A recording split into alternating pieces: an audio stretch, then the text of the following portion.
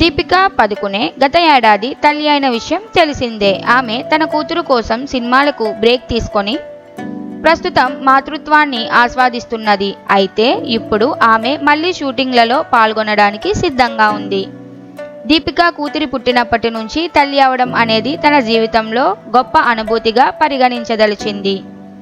ఈ దశలో ఆమె మాతృత్వ బాధ్యతలను పూర్వకాలంతో పాటు కొనసాగించాలని భావిస్తోంది. దీపిక మాట్లాడుతూ, బిడ్డ పెరిగే ప్రతి దశలో అనేక సలహాలు, సూచనలు వస్తున్నాయి. కానీ చిన్న వయసులో కూతుర్ని వదిలి షూటింగ్లకు వెళ్లడం చాలా ఛాలెంజింగ్గా ఉంటుందని అంగీకరించారు. అయితే ఈ చరిత్రను ఆమె సానుకూలంగా ఎదుర్కొనటానికి కట్టుబడి ఉన్నారు. తన జీవితంలో ఈ సమయంలో కొన్ని ప్రవర్తనలు తప్పక ఉంటాయని, ఈ ఫేజ్ను ఆమె నమ్మకంతో ఎదుర్కొంటానని తెలిపింది. సినిమాల విషయానికి వస్తే రోహిత్ శెట్టి దర్శకత్వంలో సింగం అగైన్ సినిమాతో దీపిక పవర్ఫుల్ రోల్లో కనిపించింది. అదే సమయంలో కల్కి 2898 AD చిత్రంలో కూడా కీలక పాత్ర పోషించిందని తెలిపింది. ప్రస్తుతం కల్కి 2 సీక్వెల్కి సంబంధించిన వర్క్స్ జరుగుతున్నాయి. ఇందులో దీపిక పాత్ర మరింత కీలకంగా ఉండబోతుందని సమాచారం.